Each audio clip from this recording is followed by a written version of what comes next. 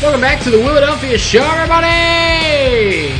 On this episode, we discuss the 76ers' new draft pick, LaBaron Philon Jr., what his role could look like as a rookie, and I will give new president of basketball operations, Mike Gansey, a grade on his first draft selection and his first signing for the 76ers.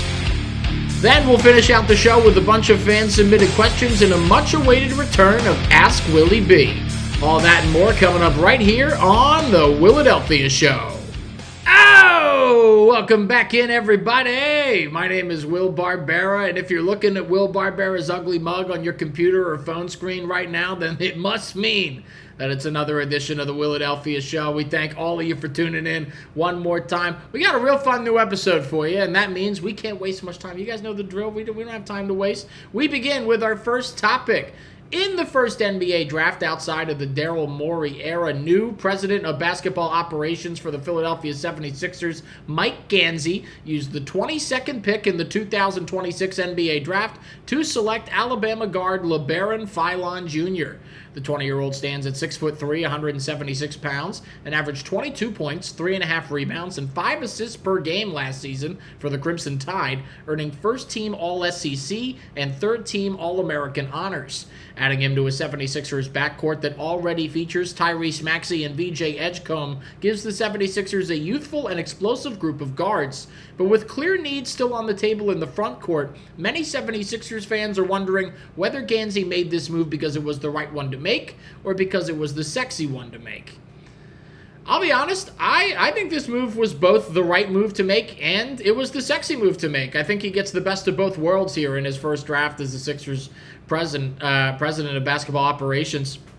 I saw a lot of people before the draft that were saying that Philon's athletic grade would have had him much higher on the boards of other previous draft classes. Like, I think this guy might have been a lottery pick in last year's draft class. And I think the 76ers front office liked the talent grade so much that they couldn't pass up on it. And this brings up the age-old question, right? Do you draft for need, or do you take the best player available?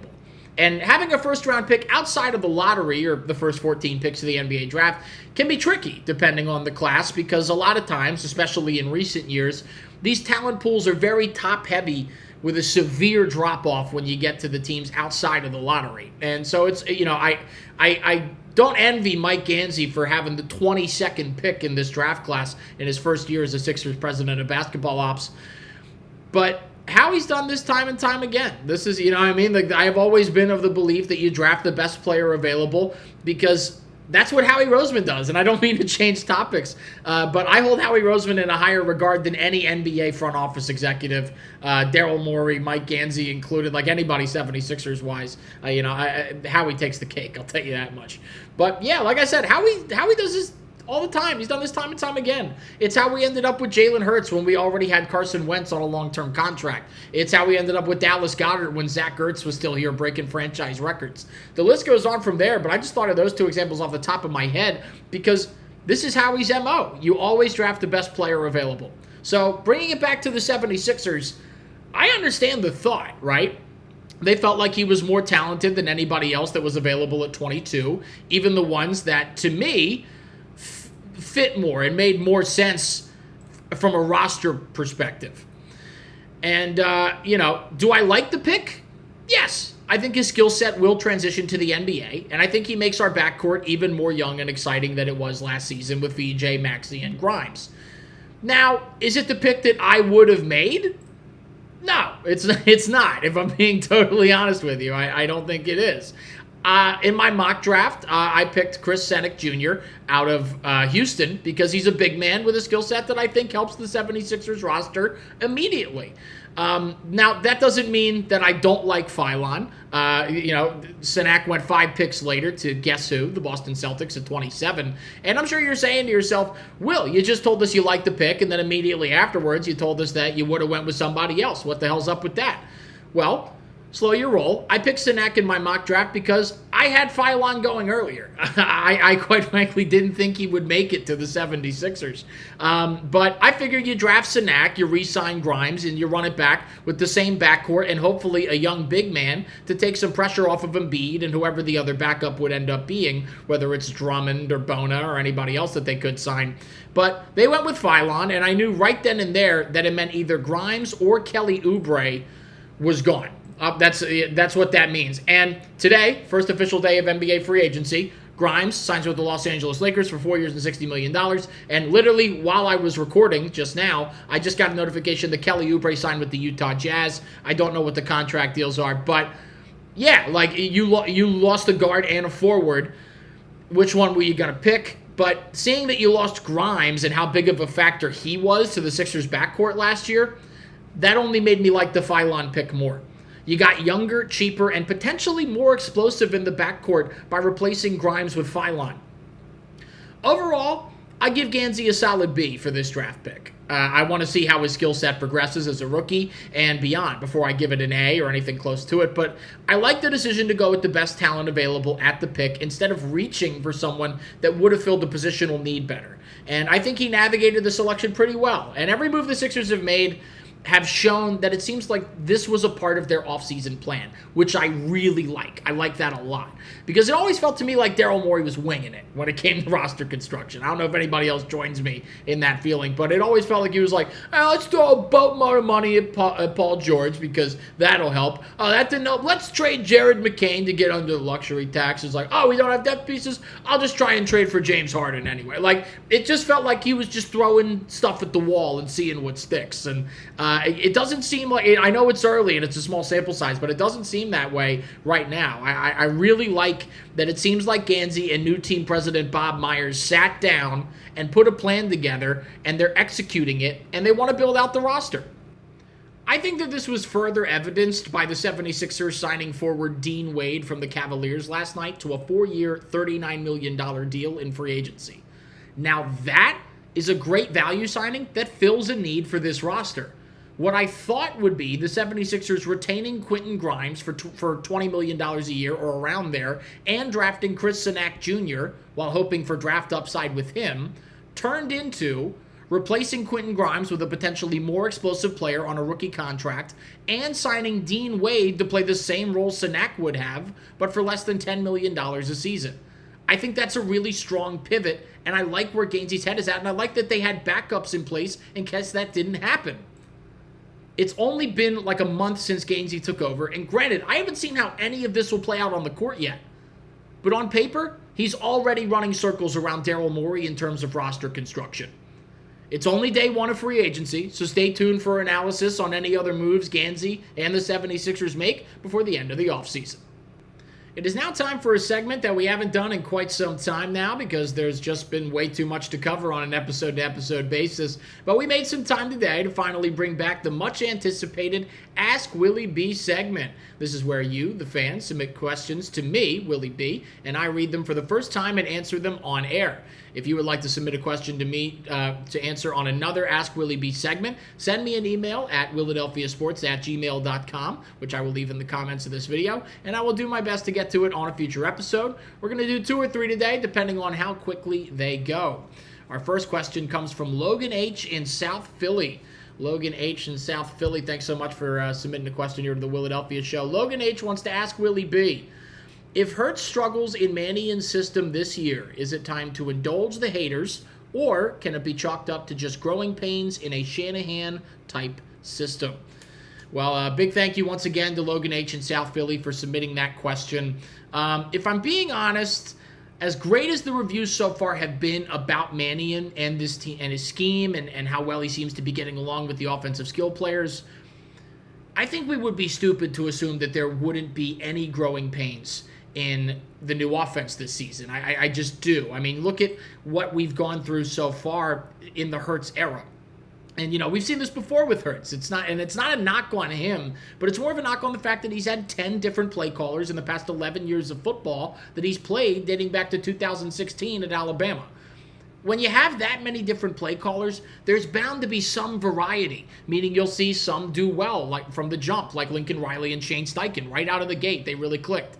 Some that take time to develop, like with Kellen Moore in 2024. And some that never develop at all, like with that dipshit Kevin Patullo last year. So you're combining the fact that Hurts and the rest of the offense have to learn another new system, and the fact that this is Mannion's first time calling plays at the NFL level. I think it's safe to assume that there will be some growing pains in the early going of this season.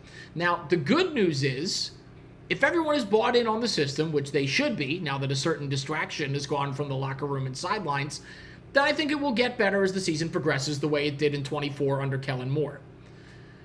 But that's not what you asked me, Logan, is it? You asked me, what happens if Hurts struggles in the new scheme? I have a hard time believing it could be anywhere close to how bad it was with Patullo last season. But if it somehow is just as bad, or if it somehow gets worse, we will have no choice but to start analyzing Jalen Hurts very closely. It's not exactly fair, right? Because considering we do this to him every year, he and his supporters will always be able to fall back on the excuse that it's a new coordinator, and you can always blame it on the coordinator, and the coordinator is always going to be the one that shoulders most of the blame. But I kind of compare it to the Joel Embiid situation a little bit. You know, it's not exactly the same, and it's not a perfect analogy, but every time the 76ers would lose during the height of the process, it was never Embiid's fault. Someone else always got more fingers pointed at them. And whether it was Brett Brown or Ben Simmons or Doc Rivers or James Harden or anybody else, it never felt like you could solely blame Embiid or like he deserved more blame than any of those other people. But what happened when everything around Embiid changed except for the result? What happened then? What happens when it becomes clear that he's as big a part of the problem as everyone else who got the worst of the problem was? And if Jalen Hurts doesn't prove the doubters wrong soon, that's going to happen to him. The way we all think about Embiid, or at least the way I do, is, yeah, like he's very culpable in the non-success or lack or success or lack thereof, I guess if you want to call it, of this era of Sixers basketball. Jalen Hurts isn't Joel Embiid. Jalen Hurts is a winner. Joel Embiid's a loser by every metric you want to look at it. It's a very not perfect analogy. But this is Philadelphia. Winning isn't just an expectation, it is a demand. And if Jalen Hurts stops winning, if he stops doing the only thing the national media will actually give him credit for, there's going to be nobody left in his corner. It's messed up, but it's the truth. Whether we like it or not, it's quickly approaching put up or shut up time for our quarterback one. I look forward to watching him put up, because that's all I've ever seen him do. All right, we'll do one more Ask Willy B question here before we wrap up this episode. This one comes from Matt C. in Dallas, Texas. I think he might have submitted a question before, but big shout out to Matt C. over there in enemy territory for submitting a question here to the Willadelphia show. Matt C. wants to ask Willy B, if you could only bring back one of Brandon Marsh or Joan Duran this offseason, who would you pick? Ooh, okay. Well, big thanks to Matt C. in Dallas, Texas. I do appreciate the question as always. This is tough. They both have been so damn good for us all season long to this point.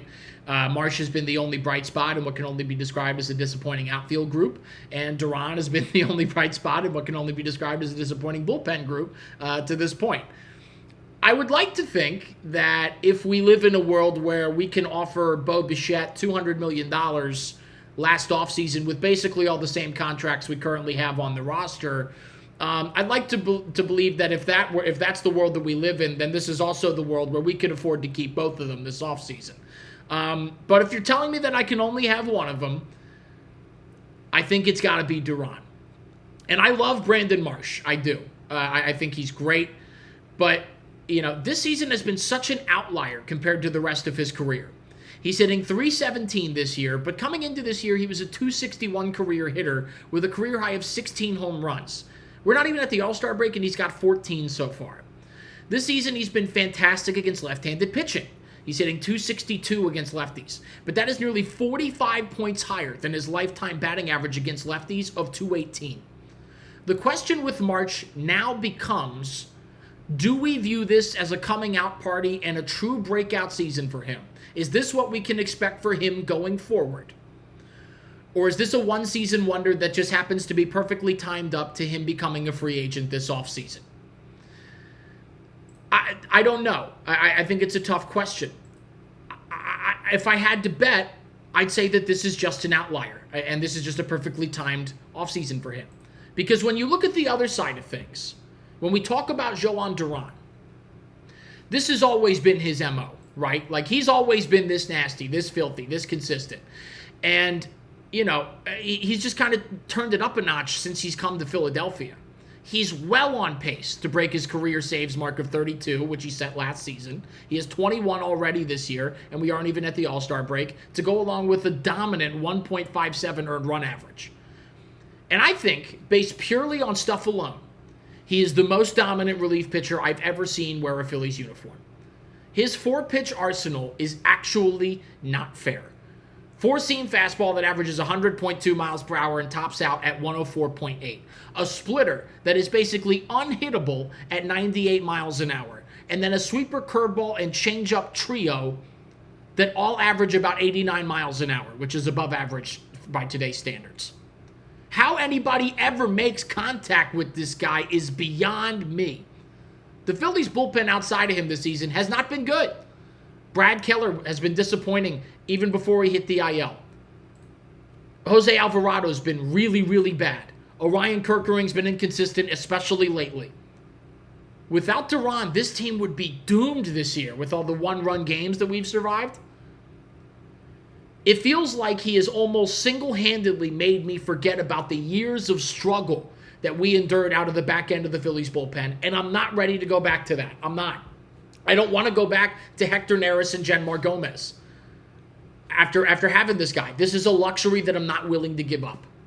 I love Marsh. I hope we can work out a way to keep him and Duran, like I said. But I think I would rather bet my money on the proven flamethrower out of the bullpen that's done this before. This is not an outlier season for him. This is another season for him. Than I would on an outfielder that most of us would have been cool with trading this past offseason, who just so happens to be having a career year. If there can be only one, I'll take the Durantula. That is going to do it for this edition of the Willadelphia Show. We thank you all for tuning in one more time. What grade would you give Mike Gansey for selecting LaBaron Philon Jr. in last week's draft? Do you think Jalen Hurts is at fault if the offense struggles under Sean Mannion's system this year?